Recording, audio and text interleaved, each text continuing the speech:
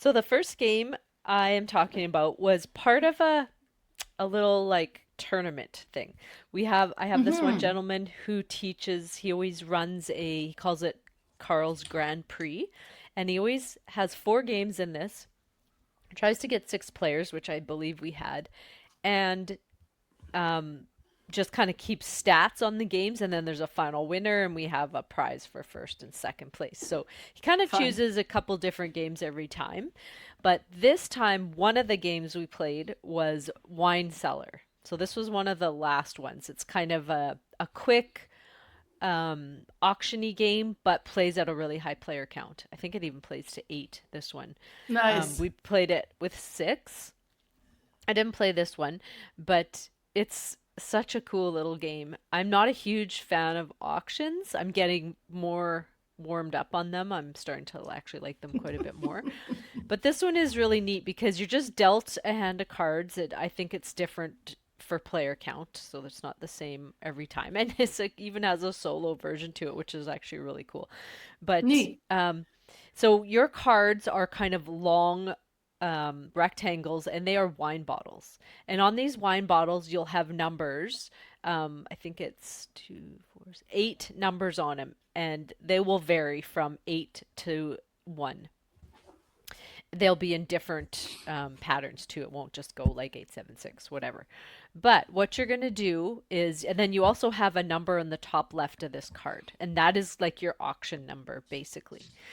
Now, before you start the game, you're going to get a customer card. You'll get two of them, and you get to choose which one you want to keep. And so you get to look at your cards to kind of give you an idea of maybe I will get these cards because all the cards in your hand aren't necessarily yours. You're using them to auction, and then once you've used them, they go out for auction the next round. Which I love that mechanic. It's so cool. That's was also in Ugly Christmas Sweaters, which is neat because you have to think, okay, I really want these cards in my hand, but I have to play them wisely so that I can win them back. Mm. Now, these customer cards you have will have two different types of wine on top. Like it could be like a blush, or I don't even know what other types they're called. They don't really list the types, but you'll have two different types, and they will give you high points or higher points if you choose those types. And then underneath, you have countries of destinations of where these wines are from. And depending on player count, you may have one, two, or possibly even three different types that you're trying to gather, because they will give you extra points as well. So you're going to choose one of those cards, and it is face up. So everybody can see what you're trying to go for, which is also kind of neat because it's not secretive. So that when you're drafting these cards, people can be like, I don't really want anything there, but I know Mel really wants that card, so I'll just take it. So anyway, everyone will just choose a card in their hand, place it face down, and then you flip them all up. The person with the highest number gets to choose from the auction out front a card. And then so on, you'll go down to the lowest number.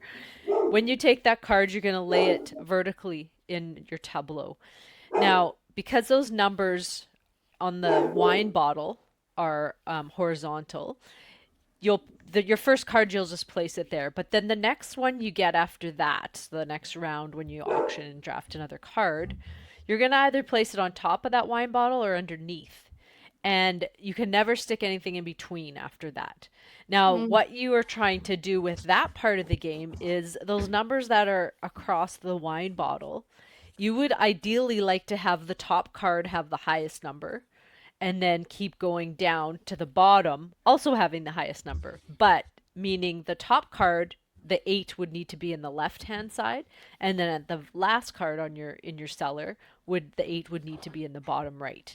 Now it sounds like that would be easy. Well, it's not, because those numbers kind of vary all over the wine bottles. So you will kind of go in a diagonal line when you're scoring at the end of the game. All those numbers, so you'll get eight different scoring points from each wine bottle. Then you'll score the types of bottles and the countries they are from. And that's basically the whole game. It's very simple. You can teach this in literally a minute and play, and it plays in like 15 minutes, and it really doesn't matter how many people, other than maybe a little bit of extra scoring at the end.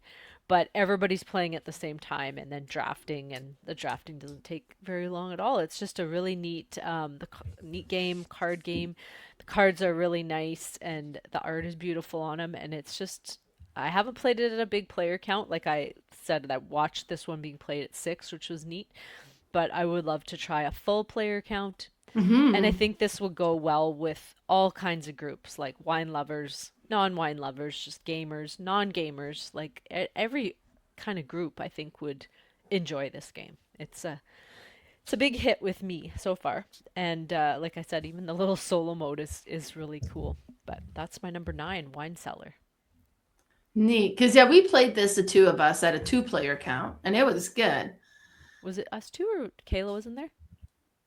I don't believe Kayla was there Oh, when we okay. played Yeah, it's this still one. a good two-player one too, Yeah. because yeah, no, it's neat. Yeah. Impressive. Yeah. No, that's good.